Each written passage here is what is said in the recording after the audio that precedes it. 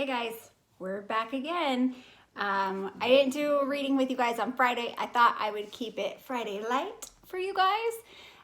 So today we're going to catch up with two chapters, with chapter 4 and chapter 5 of The Cricket in Times Square and my lovely book. Somebody gave me a new book.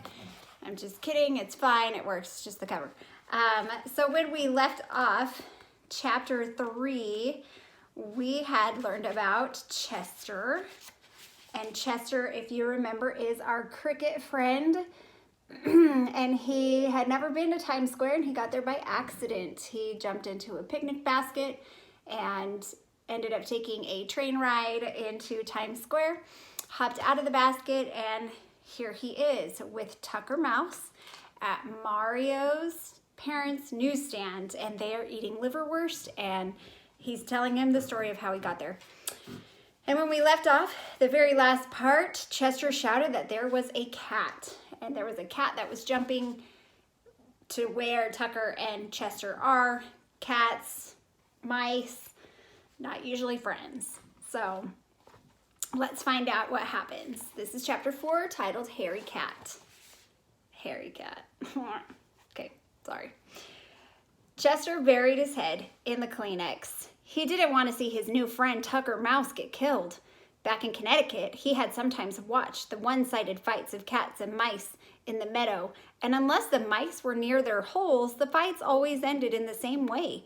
But this cat had been upon them too quickly. Tucker couldn't have escaped. There wasn't a sound. Chester lifted his head and very cautiously looked behind him. The cat, a huge tiger cat with gray, green, and black stripes. Gray, green, and black stripes along his body, was sitting on his hind legs, switching his tail around his forepaws. And directly between those forepaws, in the very jaws of his enemy, sat Tucker Mouse. He was watching Chester curiously. The cricket began to make frantic signs at the mouse that he should look up and see what was looming over him. Very casually, Tucker raised his head. The cat looked straight down on him. "Oh, him?" said Tucker, chucking the cat under the chin with his right front paw. "He's my best friend. Come out from the matchbox." Chester crept out, looking first at one of them and then at the other. "Chester, meet Hairy Cat," said Tucker.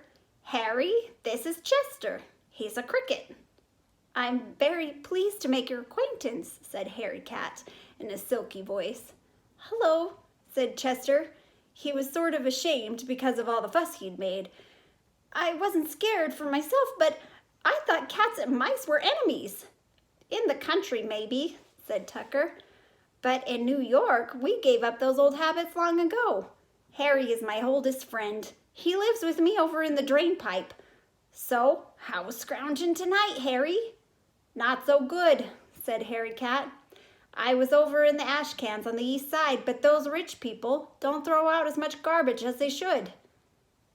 "Chester, make that noise again for Harry," said Tucker Mouse. Chester lifted his black wings that were carefully folded across his back, and with a quick, expert stroke, drew the top one over the bottom.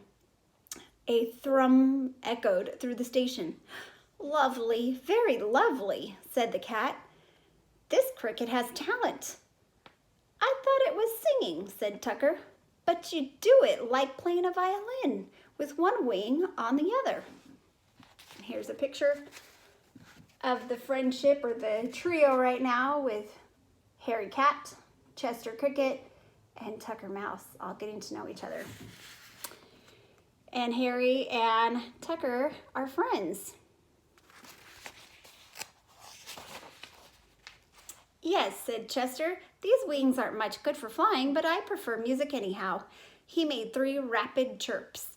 Tucker Mouse and Hairy Cat smiled at each other. "It makes me want to purr to hear it," said Harry. "Some people say a cricket goes cheep, cheep, cheep," explained Chester, "and others say teet, treat, treat. But we crickets don't think it sounds like either one of those. It sounds to me as if you were going crick, crick, crick," said Harry. Maybe that's why they call him a cricket, said Tucker. They all laughed. Tucker had a squeaky laugh that sounded as if he were chirping. Chester was feeling much happier now. The future did not seem nearly as gloomy as it had over in the pile of dirt in the corner. Are you going to stay a while in New York? Asked Tucker. I guess I'll have to, said Chester. I don't know how to get home. Well, we could always take you to Grand Central Station and put you on a train going back to Connecticut, said Tucker. But why don't you give the city a try? Meet new people. See new things. Mario likes you very much. Yes, but his mother doesn't, said Chester. She thinks I carry germs. Germs, said Tucker scornfully. She wouldn't know a germ if one gave her a black eye. Pay no attention. Too bad you couldn't have found more successful friends, said Harry. I fear for the future of this newsstand. It's true, echoed Tucker sadly. They're going broke fast. He jumped up on a pile of magazines and read off the names in the half light that slanted through the cracks in the wooden cover. Art News, Musical America? Who would read them but a few long hairs? I don't understand the way you talk, said Chester. Back in the meadow, he had listened to bullfrogs and woodchucks and rabbits, even a few snakes, but he had never heard anyone speak like Tucker Mouse. What's a long hair? Tucker scratched his head and thought a moment. A long hair is an extra refined person, he said. You take an Afghan hound. That's a long hair. Do Afghan hounds read Musical America? Asked the cricket. They would if they could read, said Tucker. Chester shook his head. I'm afraid I won't get along in New York, he said. Oh, sure you will, squeaked Tucker Mouse. Harry, suppose we take Chester up and show him Times Square. Would you like that, Chester? I guess so, said Chester, although he was really a little leery of venturing out into New York City. The three of them jumped down to the floor. The crack in the side of the newsstand was just wide enough for Harry to get through. As they crossed the station floor, Tucker pointed out the local signs or sites of interest, such as the Nedick's lunch counter. Tucker spent a lot of time around there. And the Lofts candy store. Then they came to the drain pipe. Chester had to make short little hops to keep from hitting his head as they went up. There seemed to be hundreds of twistings and turnings and many other pipes that opened off the main route, but Tucker Mouse knew his way perfectly, even in the dark. At last, Chester saw light above them. One more hop brought him out onto the sidewalk, and there he gasped, holding his breath and crouching against the cement. He saw Times Square.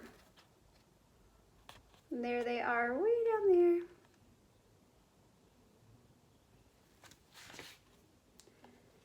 They were standing at one corner of Times Square building, which is at the south end of Times Square. Above the cricket, towers that seemed like mountains of light rose up into the sky. Even this late, the neon signs were still blazing. Reds, blues, greens, and yellows flashed down on him, and the air was full of the roar of traffic and the hum of human beings. It was as if Times Square were a kind of shell, with colors and noises breaking in great waves inside it. Chester's heart hurt him, and he closed his eyes. The sight was too terrible and beautiful for a cricket who up to now had measured high things by the height of his willow tree, and sounds by the blurber of a running brook. How do you like it? Asked Tucker Mouse. Oh, well, it's quite something, Chester stuttered. You should see it New Year's Eve, said Harry Cat. Gradually, Chester's eyes got used to the light. He looked up, and way far above them, above New York and above the whole world, he made out a star that he knew was a star he used to look at back in Connecticut.